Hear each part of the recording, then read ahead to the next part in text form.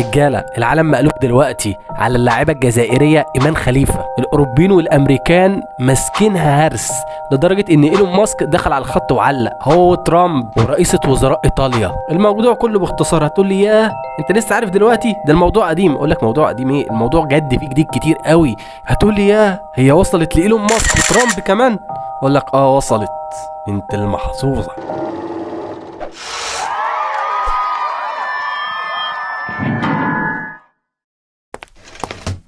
ايلون ماسك شير صورة ليها مكتوب عليها الرجال ما ينفعش يشتركوا في الرياضة النسائية، وكتب تحتيها يلا نشيرها.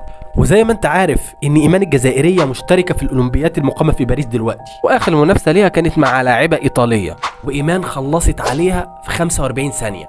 هتقول لي حلو، اقول لك لا مش حلو، لان زي ما انت عارف اللاعبة الايطالية في الثانية 45 لما خدت الضربة من ايمان قعدت على الارض وفضلت تعيط وانسحبت من المباراة، وكده خلاص كسبت ايمان.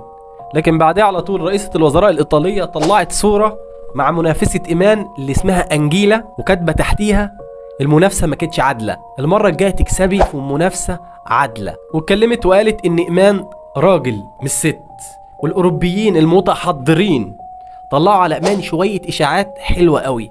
قالوا عنها انها راجل متحول في صورة ست، وانه دخل الاولمبيات النسائية وغرضه القضاء على احلام الست، ولازم الاولمبيات تمنع ايمان من المشاركة في اولمبياد باريس لان كده بيحطموا احلام المرأة.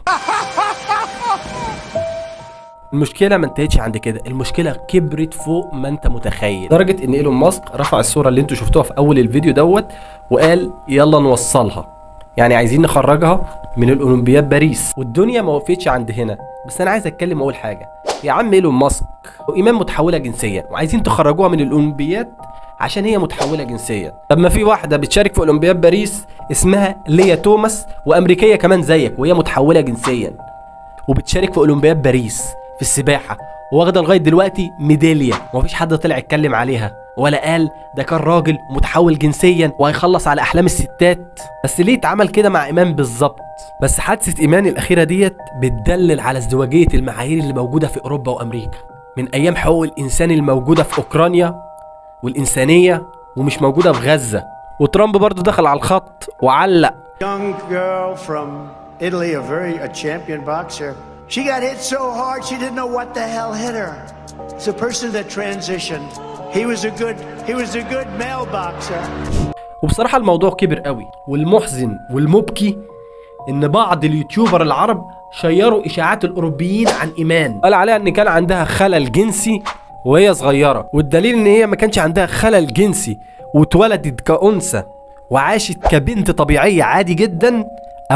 ابوها شير لها على تويتر صورة وهي صغيرة بيقول فيها ان هي كانت بنت طبيعية جدا، انها كانت وهي صغيرة بتعشق الرياضة. والصورة هيت كمان اللجنة الأولمبية الموجودة في باريس طلعت تصريح وعملت مؤتمر صحفي وقالت ان ايمان خليفة ست وما ينفعش نبعدها عن أولمبياد باريس. The Algerian boxer was born female. This is not a transgender case. There are many women with higher levels of testosterone than men. ومش كده وبس، ده منافسة ايمان اللي ايمان كسبتها اللي كانت السبب كل الحرب اللي قامت على ايمان، طلعت على التلفزيون وقالت انها ما انسحبتش عشان ايمان ضربتها ضربة قوية وانها عمرها ما شعرت وهي بتلعبها انها راجل قدامها، لا دي ست.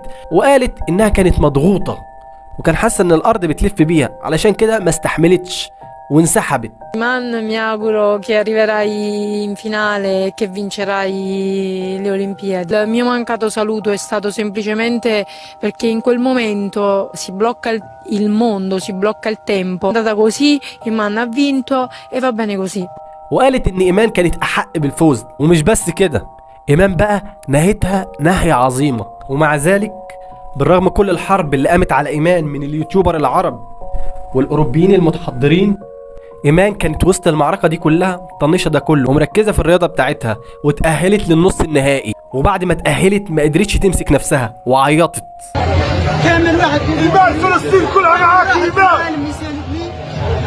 قضية عائلة، قضية شرف، قضية نجاح، قضية كل الجزائر. جد الظلم اللي اتعرضت له اللاعبة الجزائرية إيمان خليفة ما تعرضلوش أي لاعب قبل كده. عايزين نبارك لإيمان خليفة لتأهلها للنهائي. ألف مبروك، وإن شاء الله الميدالية الذهبية. انا بصراحه ما حبيتش اطول عليكم اكتر من كده. لو عجبكم الفيديو ادعمونا بلايك واشتراك في القناه، وانزلوا بقى علقوا تحت الفيديو وشيروا الفيديو عشان الناس تستفيد. ادعموا المحتوى الفلسطيني لان بجد اليوتيوب بيحاصر المحتوى الفلسطيني.